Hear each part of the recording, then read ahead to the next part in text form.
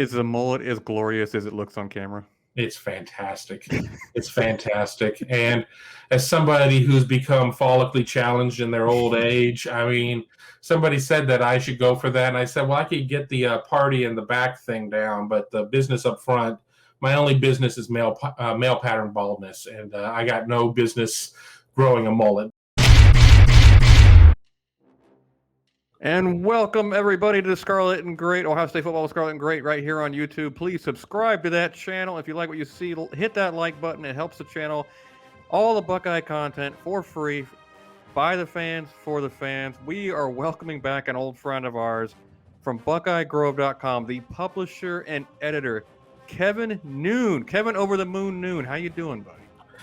I'm doing great. I've over 49 years, I've had a lot of nicknames. I don't know if Over the Moon Noon has been one, but it's less offensive than most of them, so I'll take it. I'm starting a trend right here, right now. Gonna put it in post. Over the Moon. No, anyway, Kevin, man, we just brought you on here because obviously you're the man of the hour. You're in the know. We had a huge weekend at Ohio State. I know you've been working like crazy. You've been telling me that it's just been nuts for you the last 48 hours. And let me ask you real quick. It's got to feel good, right, to be working this hard again, whereas COVID kind of slowed you down for a year? Oh, absolutely. I mean, my background is in television news, so television sports. So you're always used to that, chasing the news. You want that breaking news or whatever. And honestly, did we have breaking news during COVID? Yeah, it was called game cancellations. I mean, I was in Champaign, Illinois, the night before the Illinois game only to have it canceled. So, I mean, that wasn't the type of breaking news that I wanted to be chasing at that point. But recruiting is fun. That's, you don't get into this industry because you're like, oh, I just can't wait to be chasing a bunch of kids and get their, their college destinations. You have to really enjoy the recruiting process. And it's something that I do. And, this certainly is what I signed up for. And and based on the number of people who are going to watch this podcast, I can guarantee you there are a lot of people that share my feelings. Yeah, I do remember you tweeting out about the game being canceled last year, and your sarcasm rang through beautifully in the tweet because you were not happy about it. But honestly, even though it was worse for you because you made the trip, none of us were happy about all the cancellations last year, obviously. But getting into recruiting, like you said, we had the June Buckeye Bash, and the first question I want to throw at you: what were some overall impressions? Like just a summation. Obviously the coaches are welcoming these kids back onto campus. The commits are finally getting to see Ohio State. What did you feel like the overall atmosphere felt like? Oh, they knocked it out of the park. They, as one player, I don't remember who it was, said, I certainly wasn't hungry. They fed us every 4 hours. I mean, it was, which I'm a little hungry right now as we're recording this. So that just bothers me even more. But yeah, everybody was really excited. I mean, nobody has a bad official visit. And I'm sure I do know a couple of stories, but not around Ohio State. Nobody has a bad official visit. I mean, if anybody has one that's worse than a 9, something horribly went wrong at that point. But everybody happy to see the coaches, happy to see, in terms of the commits, players that they've been talking to electronically for a year now or whatnot. I mean, FaceTime and all that stuff is one thing, but being able to hang out together, be able to break bread together, play video games, whatever goes on in these visits, all very positive. Ohio State did nothing really wrong on this trip. It was a lot of wins. Well, that's certainly good news. So next thing up, I want to ask you about, Kevin. Look, for a year, they've been doing Zoom calls. Did they, in that time, maybe, like, Pantoni's a genius at this. We all know that. He's one of the best, if not the best in the business. Did he employ any new tactics? Are there any changes? Like, hey, we could do this better than we did but when they were previously coming here. Do you think that you saw anything that was maybe different?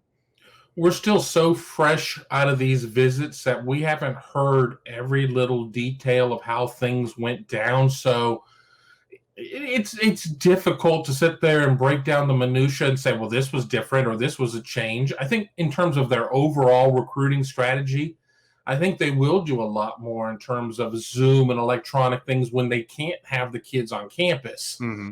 But in terms of having them on campus, I don't think that you really change anything. I mean, it's You want them to hang out with the current players. You want them to have an opportunity to meet with Coach Day and with the position coaches and break down tape and be able to have time to laugh and joke around with each other. And certainly food seems to be an element here and everything else. So, I don't know if they really made any wholesale changes. I mean, certainly a big change that's there is the new hire of Aaron Dunstan, who is the director of on-campus recruiting, taking over for Tory Majors. I think each person who's in that position may have their own fingerprints on how they like to see certain things or whatnot, but if it ain't broke, don't fix it. And Ohio State recruiting hasn't been broken in a while.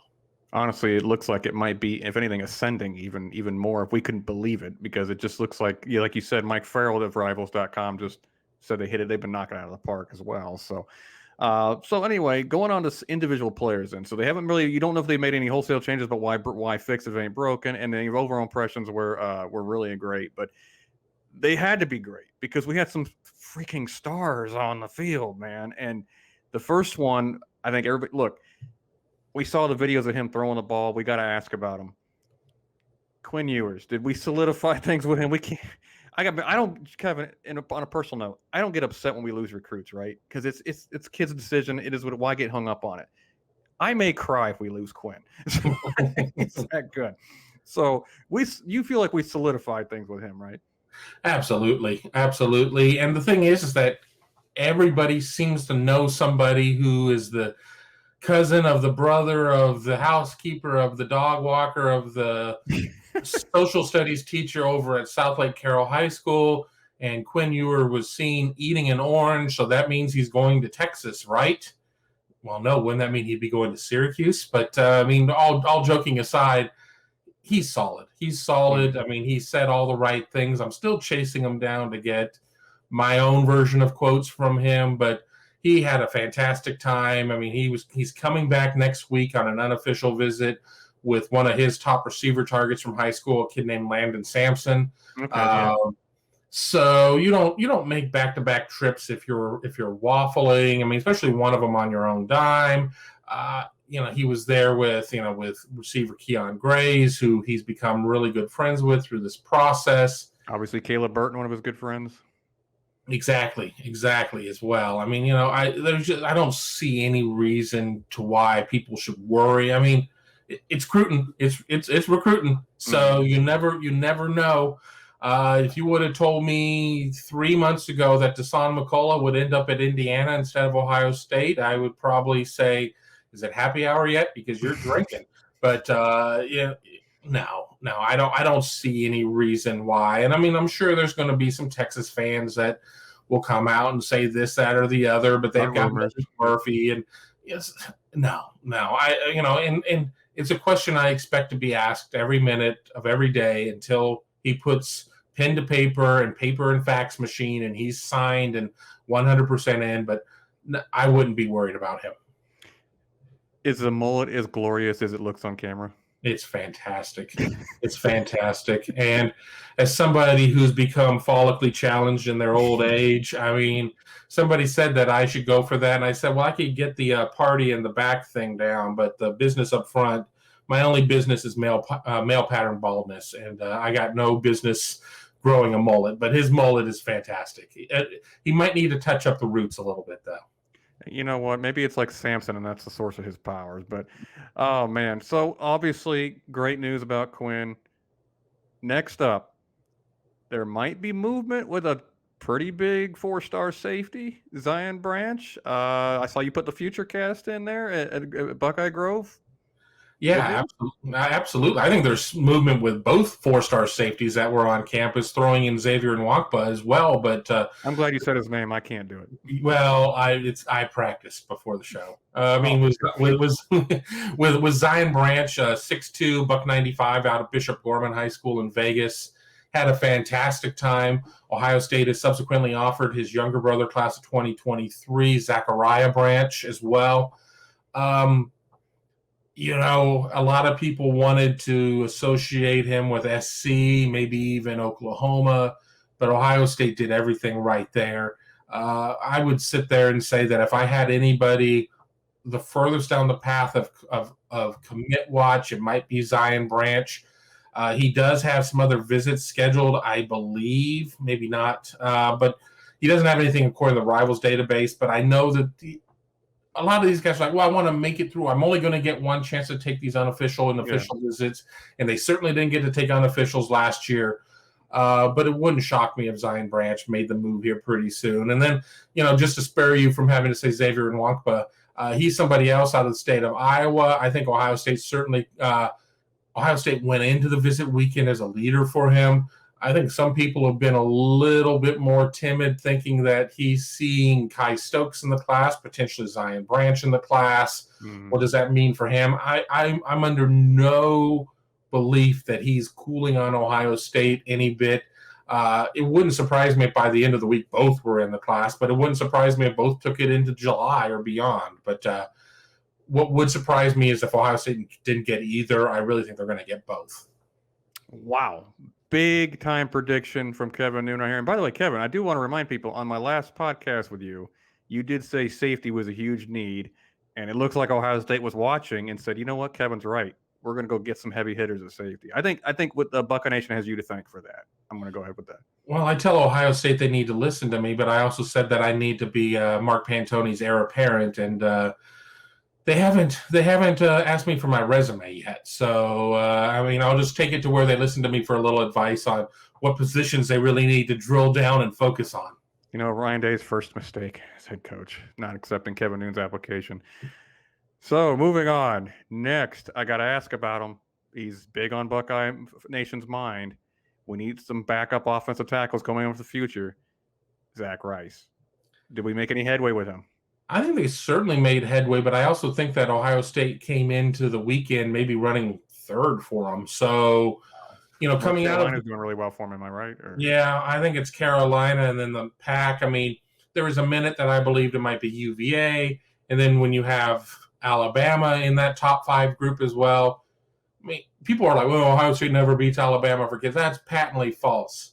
But we all seem to remember the ones that Ohio State loses to Alabama, and those are the ones that everybody fixates on. But True. Zach Rice really enjoyed his visit. His mom is extremely important. His mom said when he got his offer, that she broke down in tears. She was so excited just because of the opportunities that Ohio State, presents. There are some kids that you sit there and you say, hey, that Real Life Wednesday program, that's tailor-made for them. Zach Rice is one of those guys. I think that he's so cerebral in his thought process or whatever. We're all going to be working for Zach Rice, and not in the long term. I think it'll probably be in the next 10 years. He's just a kid who really has his blankety-blank together, and that's, he's very impressive. Will Ohio State batting leadoff in terms of the visits be able to hold everybody off? I don't know. I'm not so sure about that. But Ohio State did nothing to hurt its chances, certainly did everything it could to accentuate its chances, but a long ways to go. You can only ask Ohio State to do their best and give their best shot. And if they do, and the end of the day he chooses somewhere else, what are you going to do? Not every kid's going to come to Ohio State. Shocking, I know. So next up, a defensive end.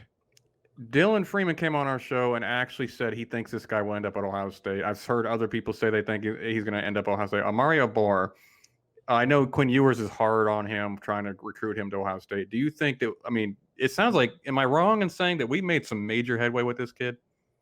Yeah, but I'm going to say that I think Ohio State was doing pretty well before the visit with him, with both him and his high school teammate Jalen Early, who's going to be coming into Columbus as I pull it up here. He'll be coming into Columbus later this month. I can't find it quickly enough. I'm struggling a little bit there on the 11th. Next weekend. No, it's all ruined. I know. Let's just stop it down and start over. But Omari Abor, I think he really has liked Ohio State. Everybody said, well, Duncanville, why isn't he looking at Texas? Why isn't he looking at Oklahoma or whatever? Texas has offered him. Oklahoma has offered him. All those offers are there. Some guys just want to be able to go away, and Ohio State certainly has done pretty well in recruiting the state of Texas. It's not like that there's not a blueprint in place to see guys, Jeff Okudah, J.K. Dobbins, so on and so forth, Quinn Ewers, Caleb Burton in this class. Bear Wilson, Baron Browning. Yep. Exactly. Be able to go to Ohio State and play 3 to 4 years and go on to the next chapter. So I think Omari is somebody who sees all of that opportunity. He kind of just operates on, he's gonna blaze his own path. And if that path takes him to Ohio State, so be it. If that path takes him somewhere else that's outside of the out of the Big 12 region, so be it. But I agree with Dylan in terms of that. I don't have a future cast in for him yet. I might put one in here soon. I would like to see how his visits go elsewhere to see if he's saying kind of the same things. But as I said, going into the month of June, I thought Ohio State was the pick. Sitting here, first week of June, I've not moved off of that. Very nice to hear that. Also, Donovan Jackson from Texas, technically. Absolutely. I want to bring him up because we're bringing up his position group here. Aamil Wagner is one. 4-star offensive tackle Aamil Wagner, who, by the way, I love this kid. I want him as a Buckeye badly. I think he's got a future as a starter easily. We were doing really well with him, and we were probably leading for him, I think. Do you think this is basically just a knock it out of the park home run, probably just solidified him, or do you think it's still going to be a fight between us and maybe like Notre Dame? I think that Ohio State certainly held an edge here. And, for a kid that's in the Rivals 250, a top 200 kid, he doesn't get talked about a lot. And that's just the level of what Ohio State's recruiting has been when you sit there and you have players at the bottom of the top 250 of the nation, not 250 at a position or in a state, in the entire nation for the class of 2022, kind of just being undersold a little bit, if you will. It just goes to show how well they're recruiting. But Ohio State gets what Ohio State wants out of the state. And yes, Lorenzo Styles Jr. from 21 going to Notre Dame. But I think some of that had to deal with Ohio State saw him at a different position than he saw himself at. So, there are always going to be little caveats or whatnot. But Ohio State's going to have to wait out. He's supposed to go to Kentucky this next week and then Notre Dame and then Penn State. Could he take it through the visits? Yeah, I could see him do that. Again, I don't know if I'm Ohio State or if I'm an Ohio State recruiting fan. I want a kid to feel rushed into making a decision because then they sit there and they wonder, well, what could have been or whatnot. And then we get into the season and they start getting a little – wishy-washy about it and want to go make that visit, and let him sort things out over the next couple of weeks. Let him see what it is that he wants, and then I think by the time that's all said and done, he ends up at Ohio State, or he could end up at Ohio State by the time we publish this show. You don't know. You just don't know. You have all the kids saying booms, plural, or coming or whatnot, and they're not operating on a timetable. 3 or 4 kids could have said, "I'm in" during the visits. That doesn't mean they have to come right out and immediately announce. I wouldn't be shocked if Wagner was one of them. But a well-known secret out there: a lot of kids commit on every visit that they go to. You get caught up in the emotion. You get caught up in the moment. Do you want to join us at State Tech? I'm in, coach. And it just wash, rinse, repeat, week in and week out. But I know I'm sitting there, I'm like, this kid's in, and that kid's in, and that kid's in. You just happen to pick the right kids. These are all kids that I believe are going to be Buckeyes by the end of the process. Once upon a time, Nicole Hardman was a Buckeye. People don't even know. He told the coaches he was in.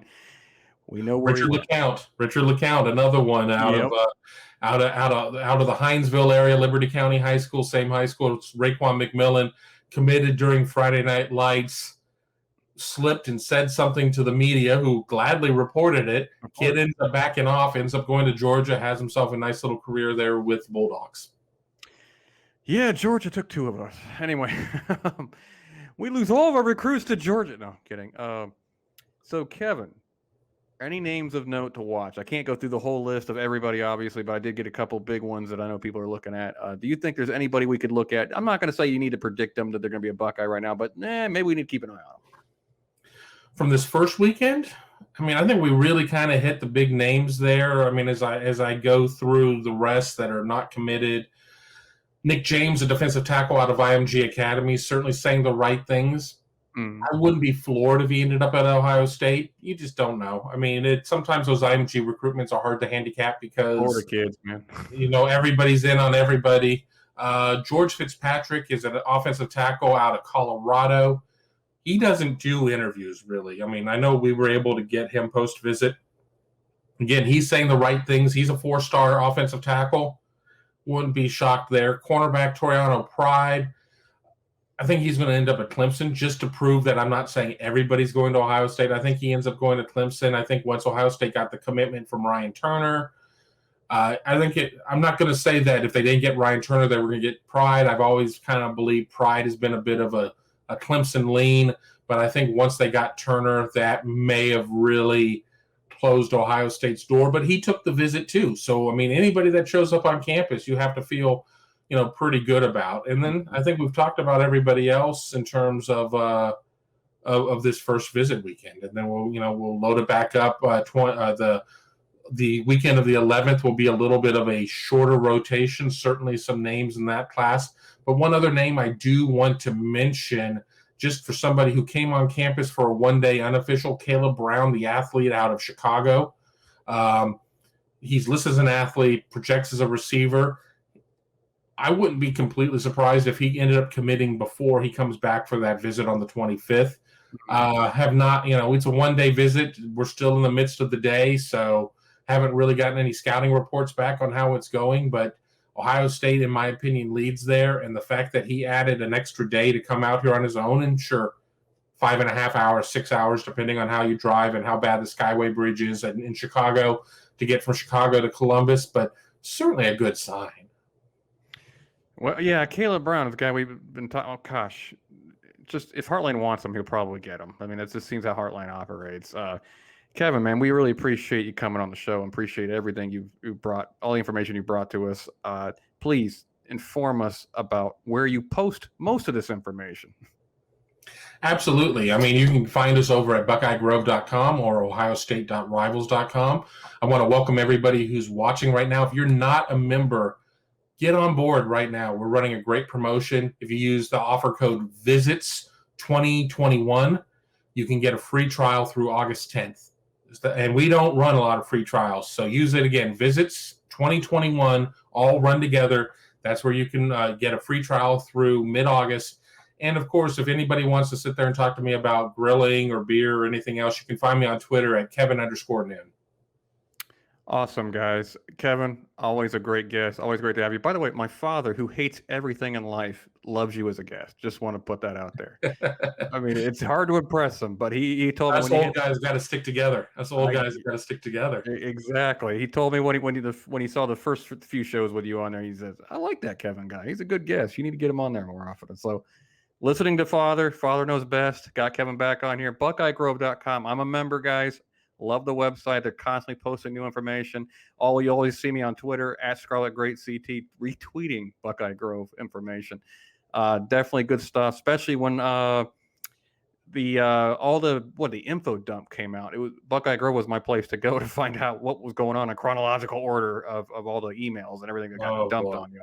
I dumped all that on Griffin Strom, our team writer. I started looking and I was like, "You got this, right?" And he's like, "Yeah." I'm like, "Good. I'm going to dinner." Love it. Thank you again, Kevin. Guys, as always, goodbye. God bless. And go Bucks.